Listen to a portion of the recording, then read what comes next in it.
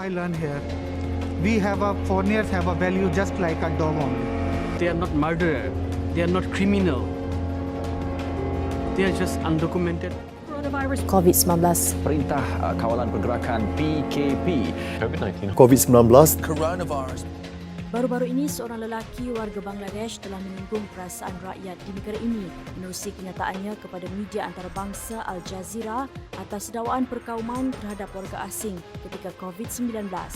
Laporan yang bertajuk Lock Up Indonesia Lockdown berdurasi 25 minit 50 saat itu juga tidak tepat sama sekali, mengelirukan serta terpesong daripada keadaan sebenar ketika Perintah Kawalan Pergerakan diperketatkan PKPD. Pemuda Bangladesh yang sudah 4 tahun menetap di Chowkit, Kuala Lumpur itu mencetus rasa kurang senang rakyat Malaysia selepas mendakwa dia tidak dilayan dengan baik ketika Perintah Kawalan Pergerakan yang lalu. Paparan skrin temu ramah tersebut kemudiannya menjadi viral dan rata-rata warganet menyelar tindakan warga asing tersebut yang dilabel sebagai kacang lupakan kulit. Saya mula-mula salute Malaysia Perjahan. Sebab dia jaga yang betul-betul. Negara saya sendiri pun tak dia jaga macam ini. Dia bagi makan, air, semua dia kasih. PKP bulan puasa dia pagi pukul 3. Dia sahur dia kasih makan. Nasi goreng ada, nasi biryani pun ada, nasi minyak ada, ayam goreng ada, ayam sambal ada, ikan ada, air botol kasih dia. Siapa nak kasih air botol? Siapa nak bagi makan? Duduk kita 2 bulan sini. Satu hari pun dia bukan tak ada kasih punya. Mesti dia kasih. Ngam-ngam time dia bawa. Datang naik atas, kotor pintu dia kasih. Kadang-kadang kita turun pun ada angkat. Tak ada cukup pun kita turun, mesti ada depan sini, lebih. Lebih pun ada, kita turun bawa lagi angkat pergi makan. Ada air botol. Semua dia kasih, semua dia jaga. Immigration memaklumkan lelaki yang dikenali sebagai Raihan Kabir, 25 tahun, adalah individu yang dipercayai terbabit dalam dokumentari berkenaan dan dikesan membuat pelbagai dakwaan palsu berhubung layanan pihak berkuasa Malaysia kepada pendatang tanpa izin ketika negara ini menguatkuasakan PKP memerangi penularan COVID-19. Dokumentari agensi berita itu mendapat cemuhan rakyat yang menyifatkannya sebagai tidak benar dan berniat jahat. Dia tak ada betul punya orang. Dia satu orang punya pasal, semua orang kena macam ini. Kalau saya pun kalau nampak mesti kena pukul dengan dia. Dia jahat, memang jahat. Dia ni orang Bangladesh, memang dia. Kalau kena dia putar-putar kasih kau taruh satu kali, lain kali kalau nak buka mulut mesti dia orang mau takut. Dia orang punya perangai macam ini. Datang sini cari duit. You datang sini cari duit, dia orang kasih you jaga macam ini, lagi you mau perlingan dia orang buat apa? Kasih bunuh diri dia. Bodoh punya orang. Tapi dia cakap tak betul lah. Dia cakap tak ada makanan pun tak bagi. Ini tak betul dia cakap. Okey, dia tak suka itu Malaysia. Dia baliklah. Saya tak suka, saya baliklah. Tak payahlah cerita itu dalam Malaysia. Bukan ini saya punya negara. Tak boleh macam itu. Menerusi temu ramah bersama Al Jazeera, pemuda Bangladesh tersebut seolah-olah menggambarkan kerajaan Malaysia melayannya dengan kejam kerana tidak mengindahkan permintaan untuk bertemu rakan-rakan di luar. Ada juga yang menganggap pendatang tanpa izin parti itu tidak berterima kasih kepada kerajaan yang telah menyelamatkan nyawanya daripada menjadi mangsa virus pandemik COVID-19. Dan kami sebagai warga negara Indonesia yang ada di Malaysia melihat bahwa Malaysia telah melaksanakan pencegahan penyebaran COVID ini dengan sangat baik sekali. Pemirsa, salah satu menteri di Malaysia memberikan bantuan beras 5 ton untuk warga negara Indonesia yang terdampak pemberlakuan isolasi nasional di Malaysia. Nah, ini yang kami salut dengan Malaysia. Ya, ketika mau melindungi Malaysia, dia tidak hanya melihat bahwa hanya warga negaranya saja yang dilindungi, tetapi juga sangat prihatin dan melayani warga negara asing dengan cara prikemanusiaan. Ya, dia lihat warga negara asing di tempat yang zona merah, ya, tetapi juga diperiksa sama dengan warga negara Malaysia. Tidak ada pemisahan. Bahkan warga negara Indonesia yang kena positif sekalipun ditempatkan di tempat yang sama dengan warga negara Malaysia dengan pelayanan yang sama. Ya, jadi kami berterima kasih. Menurut kaki tangan kesihatan yang bertugas, setiap individu yang berada di dalam kawasan PKPD menjalani ujian swab termasuk warga negara bagi memastikan mereka bebas dari wabak berkenaan selain mengenal pasti mereka yang bergejala. Al Jazeera perlu meminta maaf kepada rakyat Malaysia atas dakwaan perkauman terhadap warga asing ketika COVID-19 kerana ia jelas tidak wajar dan juga mengelirukan. Kami kasih makanan seperti rakyat Malaysia dengan sudu dan garpunya. Bukti yang paling yang kami jumpa, garpu itu disimpan dan dipatahkan. Yang itu digunakan pakai untuk senjata. So juga ada jugalah kami juga kami membekalkan mereka alat pembersihan diri, sabun, shampoo, ubat gigi dan berus gigi. Kami tak terfikir yang berus gigi itu boleh ditajamkan. Berus gigi boleh dijadikan sebagai senjata. Tapi dari segi pendapat orang awam, berus gigi adalah satu kehendak peribadi yang diperlukan oleh pesakit. Contoh yang kedua, yang paling hampir dengan kita semasa menjaga pesakit ini, besi di bahagian katil. Mereka boleh jadikan besi di katil ini adalah sebagai satu alat untuk mereka merusuh. Mereka tidak ada satu solution yang mengatakan mereka ni akan satu masa dihantar pulang. Jadi mindset mereka ni mendapati mereka susah untuk dihantar pulang dan mereka akan cuba melakukan sesuatu di luar kawalan mereka bagi mendapatkan perhatian. Salah satunya perhatian daripada kedutaan. Tindakan media antarabangsa itu menuduh kerajaan bersifat rasis juga tidak benar kerana apa yang dilakukan adalah berdasarkan undang-undang. Tuduhan mengurung pendatang asing tanpa izin parti juga tidak benar sama sekali. Orang asing yang datang ke Malaysia, mereka mempunyai peraturan-peraturan mereka tahun 2003. Dan ini melindungi semua tahanan-tahanan yang masuk ke dalam pusat tahanan. Jadi bagi saya, tuduhan yang dilakukan oleh saudara kita adalah tidak berasas sama sekali. Yang dikatakan mengasari ni bagi saya bukan istilah kasar. Kita bertindak dari segi tegas. Ketegasan tu perlu ada bagi badan yang beruniform, terutamanya Jabatan Imigresen yang kita fokuskan ini. Segala bentuk tindakan yang diambil terhadap pendatang asing tanpa izin parti di negara ini adalah atas keperluan keselamatan dan kesihatan negara. Semua negara di dunia tidak akan membiarkan parti bebas tanpa kawalan, terutama ketika berdepan wabak termasuk pandemik COVID-19. So jadinya kami sangat penat ketika itu kerana kami perlu bertugas tanpa rehat.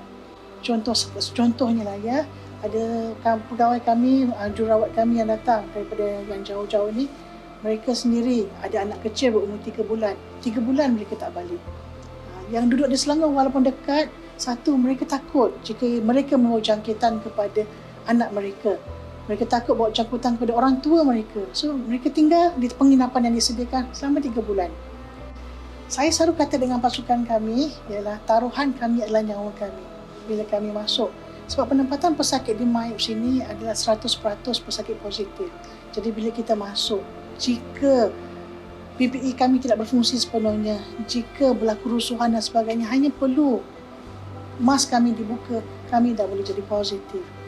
Dan mungkin keluarga tak akan jumpa kami balik lagi. Dakwaan yang dilihat berniat jahat berkenaan tidak berasas kerana Malaysia memperkenalkan Perintah Kawalan Pergerakan untuk menyelamatkan orang ramai daripada virus dengan kepakaran barisan hadapan yang turut menyediakan pelbagai jenis ubat-ubatan tanpa mengira status warga negara. Pesakit datang ke MAIP, mereka datang saja bukan dengan COVID. Tim parti 60% ini datang dengan skabis, iaitu kudis buta. Kami jururawat, selepas mereka dibawa oleh pegawai imigresen ke tandas, selepas mereka mandi, kami sapukan ubat di badan mereka. Kami, we have our oath, to treat all patients regardless of their background. Pangkat, bangsa, warna kulit, no. We treat everyone the same.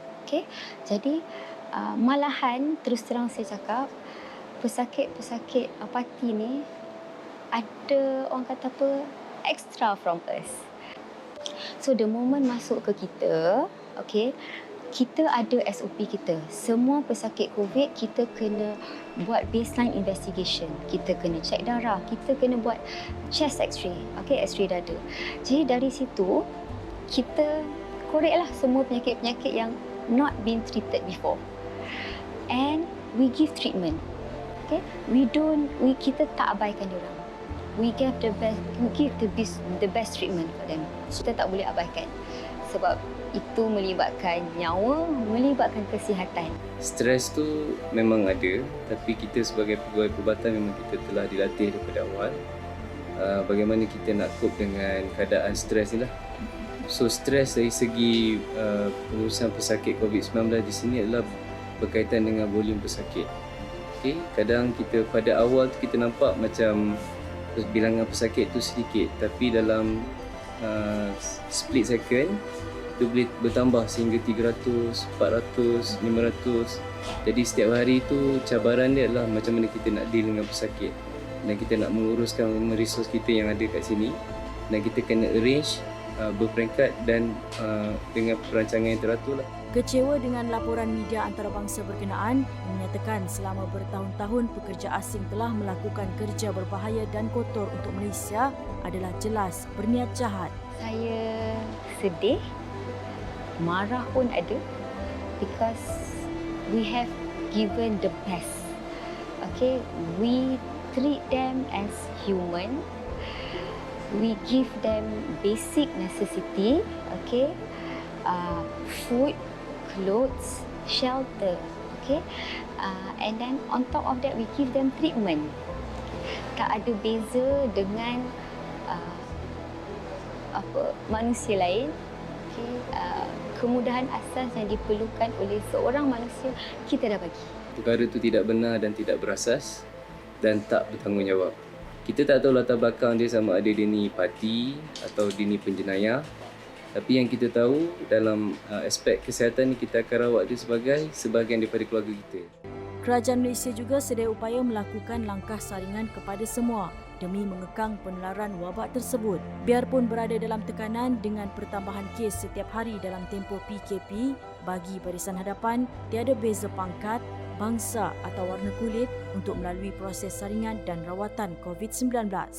Bermula seawal bulan Jun, di mana bila industri mula dibuka, kita dapati ramai warga asing yang dikesan untuk kita saring. Terutama sekali mereka yang selama ini bila kita adakan MCO ataupun perintah kawalan pergerakan, mereka duduk di rumah, mereka tak keluar. Jadi bila keluar di rumah, bila mereka duduk di rumah, maka belum dapat lagi terkesan. Tetapi selepas perintah kawalan pergerakan dipanggil bersyarat, maknanya kita benarkan industri untuk mengambil mereka bekerja, maka warga asing ini pun dapat terkesan. Dan tumpuan warga asing yang paling ramai ialah di Lembah Kelang, iaitu di Selangor dan di wilayah Persekutuan, dan juga kawasan-kawasan yang kita dapati banyak industri-industri lah untuk digerakkan. Pada hari ini kita dapat kesan seramai 2,586 kes warga asing yang positif yang kita rawat dalam hospital dan fasiliti kesihatan kita lah. Daripada 2,586 tu yang positif COVID-19, itulah mereka yang telah kita saring seramai hampir 60,000 orang pekerja asing atau warga asing yang berada dalam negara kita. Kebajikan golongan itu sebenarnya terpelihara di negara ini sehingga menyebabkan Malaysia dianggap sebagai syurga buat parti yang menyaksikan beratus-ratus warga asing cuba menceroboh masuk sempadan negara setiap hari untuk mencari rezeki. Untuk itu kita tidak membezakan sesiapa juga dalam negara kita yang terkesan COVID-19, sama ada mereka warga asing atau tidak. Dan kita bermurah hati sebenarnya memberikan perkhidmatan secara percuma kepada mereka tanpa bayaran. Dan ini melibatkan kos yang tinggi dan ia sebenarnya ditanggung oleh kerajaan sepenuhnya. Kerajaan Malaysia mewajibkan pekerja asing di semua sektor menjalani saringan kesihatan COVID-19 iaitu swab test untuk mencegah penularan wabak pandemik itu. Ia meliputi semua sektor sama ada komersial, kilang, pembinaan, kedai makan dan sebagainya sebagai langkah pencegahan. Tapi bagi kes positif yang kita lihat, semua dirawat tanpa kira bangsa, tanpa kira warga asing ke warga tempatan ke, kita rawat mereka sehingga berjaya. Dan hari ini jumlah kita dapati dirawat di hospital, kadar kesembuhannya yang saya rasa gembira ialah 97%. Satu kejayaan besar untuk negara kerana kadar kesembuhan tinggi dan kadar infektiviti atau jangkitan makin menurun. Kita juga telah pun memberikan peningkatan dalam aspek penyediaan peralatan di hospital, seperti katil-katil yang perlu disediakan, jumlah alat bantuan pernafasan seperti ventilator. Kita mempersiapkan ubat-ubatan yang diperlukan untuk merawat COVID-19, dan juga human resource ataupun sumber manusia itu sendiri, seperti doktor, nurse, pegawai penolong perubatan, farmasi, sampai attendant dan juga jurupulih anggota dan juga doktor gigi dan juga pegawai kesihatan awam, yang mana gunakan sepenuhnya kapasiti yang ada di hospital untuk merawat pesakit COVID.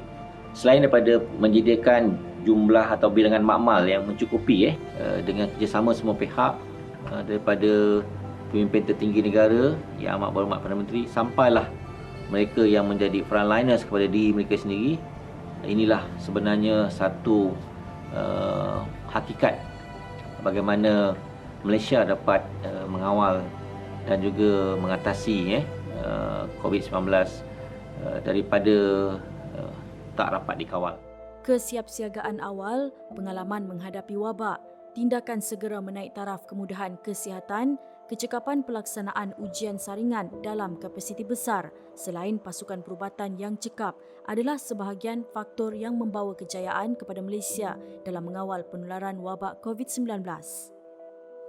Malaysia hari ini telah pun diiktiraf berjaya menguruskan wabak COVID-19 dan dikatakan antara negara yang amat berjaya di dunia. Tindakan drastik kerajaan menghadkan pergerakan orang ramai serta menutup pintu masuk antarabangsa adalah bagi memberi ruang kepada Kementerian Kesihatan Malaysia KKM untuk meningkatkan kapasiti kesihatan awam, makmal, klinik kesihatan dan hospital, seterusnya meratakan lengkung COVID-19. Pada masa yang sama, KKM juga bertindak agresif di lapangan untuk terus mengesan, menguji, mengasingkan dan merawat kes-kes COVID-19 di hospital.